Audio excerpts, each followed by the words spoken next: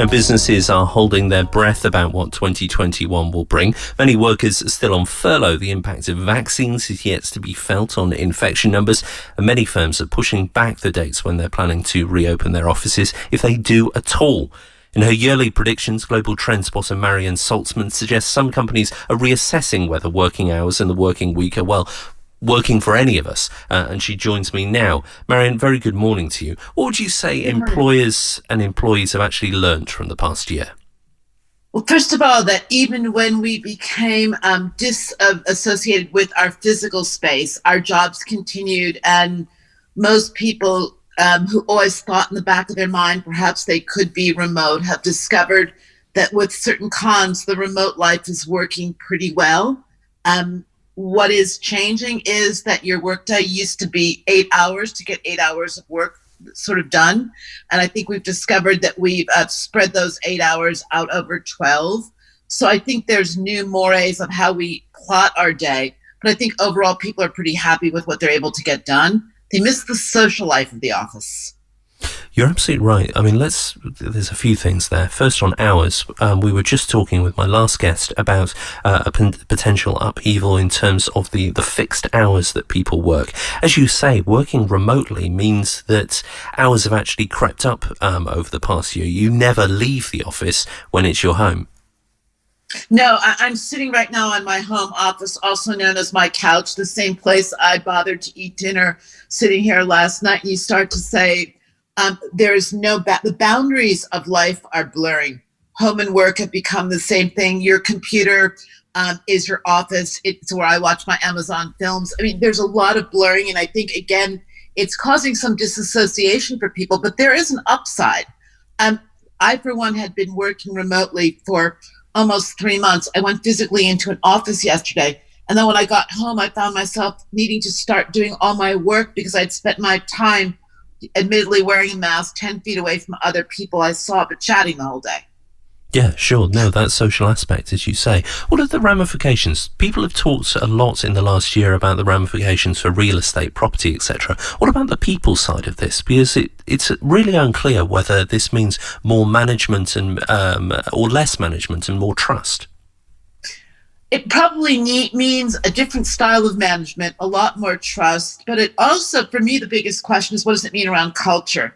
I mean, one of the best things companies could do is imbue you with a sense of their culture, shared values, a way forward, an understanding of the hows and the whys of what you were doing, so you felt like you were part of something. It's a much tougher thing to inject through a computer-mediated device, even video. You really don't see everything going on. You can't read the body language in the same way.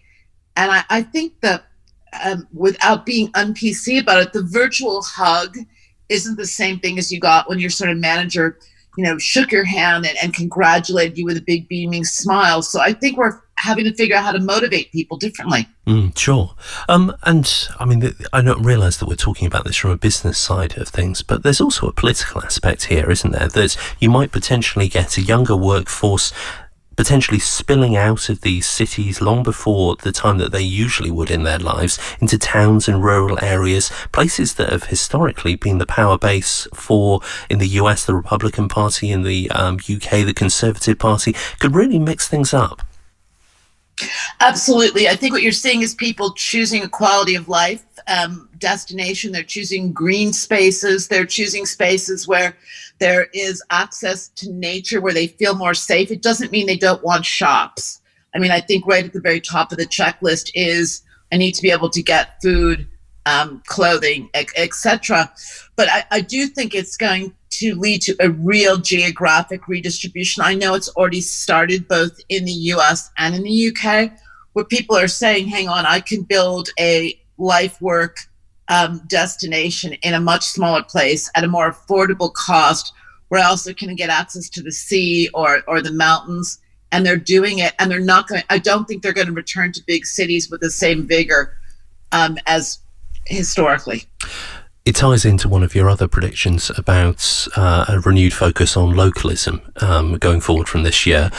We've already seen businesses that would traditionally have been welcoming people after work, etc., in the centre of cities. I'm thinking the restaurants and shops and so forth, having to think about relocating to local areas where people are, which usually in the past would have been too small an audience for them. I think they're looking for smaller, intimate audiences where the people are actually going to care about their success and future. I think about local restaurateurs. I live in Switzerland, in Lausanne, and I mean, the one thing that does go through my mind at least once a week is whether I want it or not, I need to call my local Lebanese and have dinner delivered for us, because I want to be sure I'm supporting them so that they obviously can continue to stay in business right now.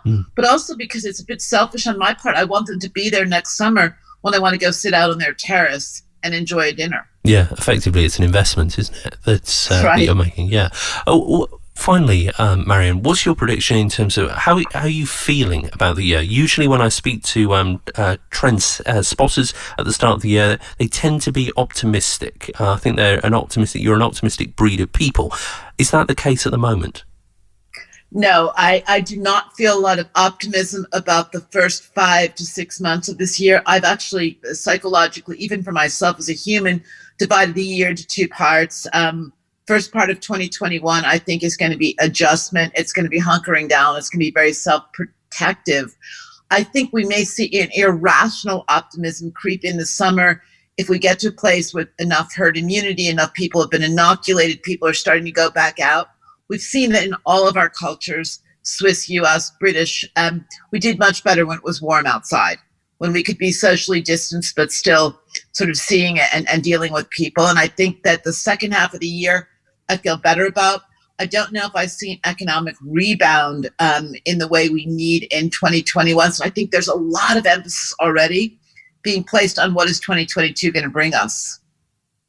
Global trend spotter Marian Salzman, thank you very much for your time this morning.